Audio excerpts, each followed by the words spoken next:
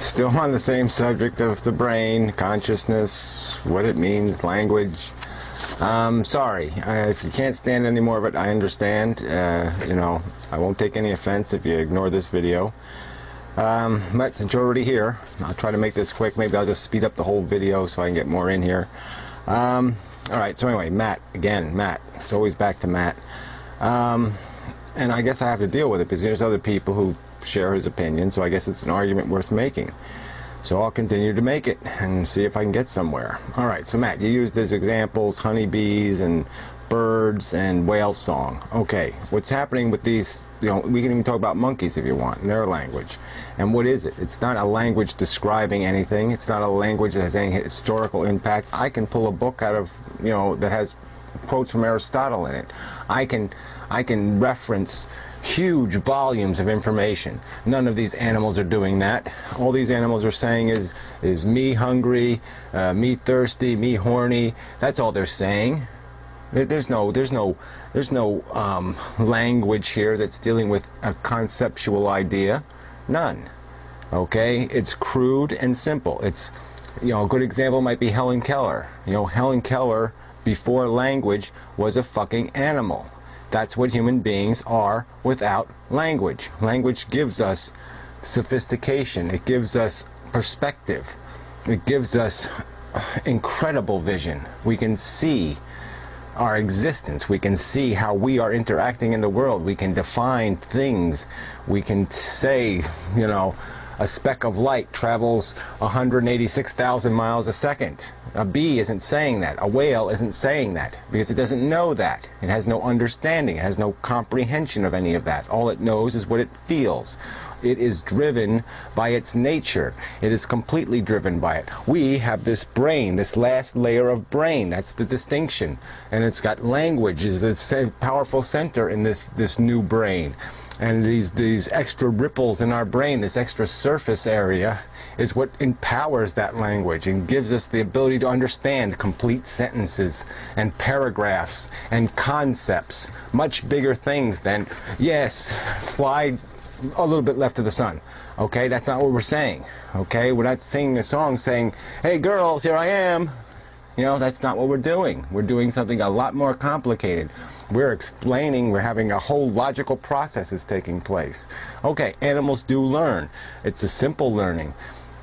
And that's nature's design. And so you talk about nature and these, you know, we're awed by it. What a pile of shit. A fly is, you know, finds a female fly attractive. Okay? Doesn't mean female flies are attractive. So the fact that we are impressed by this beautiful solar system and this magnificent universe and the whole idea of infinity and you know, whatever, and beautiful tiger stripes, and see all this great symmetry. Well, there's, you know, for every tiger stripe there's a fly laying eggs, you know, in a wildebeest's nose, and the maggots are going to eat its brain. There's nothing incredibly brilliant in that. The imagination of nature in that instance really sucks. Okay, I mean, the invention of the AIDS virus wasn't exactly one of nature's most brilliant fucking moments. I'm not going to give it glowing reviews for coming up with such a great idea. Okay? It's shit. Nature is shit. It is designed by bullshit. It is finger painting. It is mush. It is idiotic. It is moronic. And to sit there and glorify it, you know, as if this is this tremendous symmetry. It's there because you're seeing it. You're looking for it. You're trying to find it. It's not there in itself.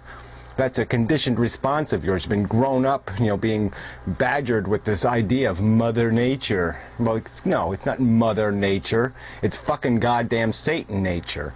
And that's what it's been. That's what it's been for 4 billion fucking years. There was very sophisticated dinosaurs were pretty goddamn sophisticated. Well, how come nature didn't give them a bigger brain?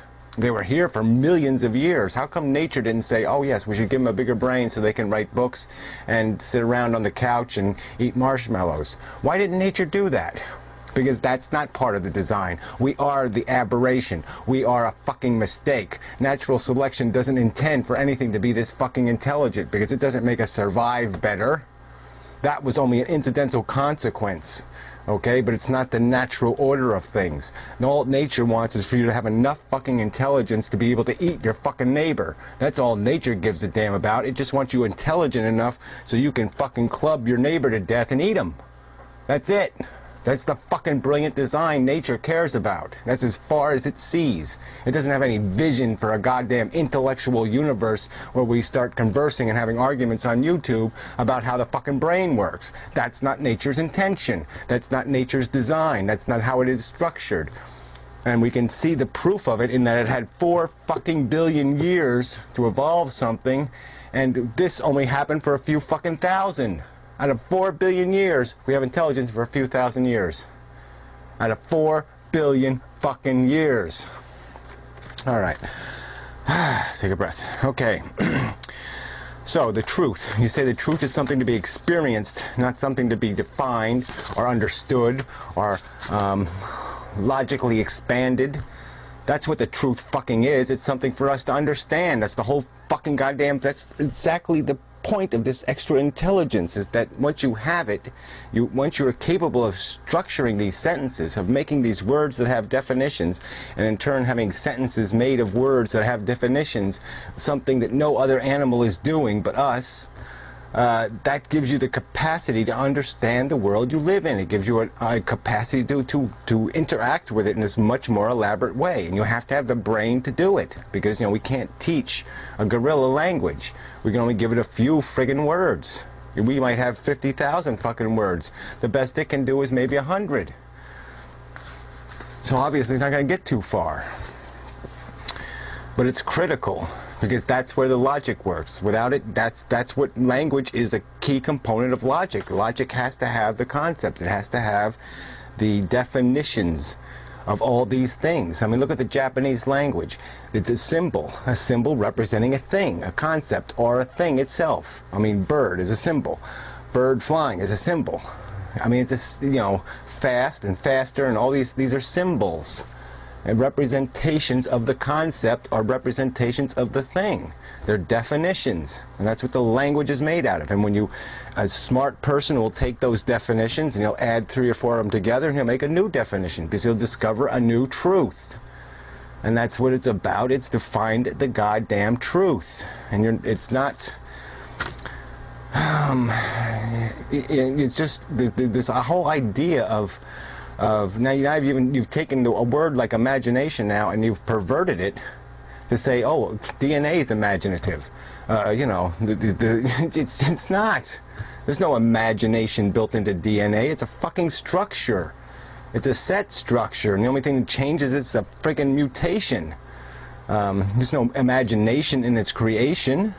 It's a friggin' ordered process dictated by circumstances. Whoa, just incredible. So anyway, then you call, you know, imagination is God now. So that's the God. You know, imagination is now God. Nature is God. Well, what does that mean? It doesn't mean, that's not a definition. That's not making it clearer. That's just making it more ambiguous. What we know about nature is that it is crude forces. And if you give crude forces, like 100 monkeys in front of 100 typewriters, enough friggin' time, they'll do something that, you know, looks pretty impressive. Okay? But that's all it's about. I mean, yes, give nature 4 billion years. And like I said, even 2 billion years ago, there was damn sophisticated life on this planet. Okay? Not life that dissimilar from ourselves. And you know, and the point is that nature saw no urgent need to make that life more intelligent. Just intelligent enough was all that mattered. Okay? It didn't need to be able to climb out of the cheese maze and contemplate life on Earth and contemplate affinity and do all this other crap that we are doing. That has nothing to do with the agenda of natural selection. Okay, let's see what else is... I got to get to, this whole thing, this whole idea of awe. Like I said, the fact that we are awed by something is really meaningless, because most of the things we are awed by have to do with beauty, and that is a subjective manifestation. That is purely based on conditioning. Okay, we like the pretty colors and we like this certain arrangement, and it's just like having a debate about what do you like better, breasts or legs or ass. I mean, what's the friggin' point? That's a stupid conversation to have. All right, because it's always going to be subjective, and you've got to know the difference between an objective conversation about concepts and ideas that are based on what we have observed over the 10,000 years of recorded human history, at least recorded in some method through stories or written word, and what we have become because of that. I mean, without that heritage, we are nothing. Without your friggin' education, you are nothing. Without language, you are a goddamn animal with goddamn flies laying eggs in your goddamn nose by brilliant natural design. All right, so I'm almost out of time, so I'll just surrender. But yeah, I don't know where, this is an impossible argument because we just keep going around in circles, but nature is shit. That you're not going to unprove.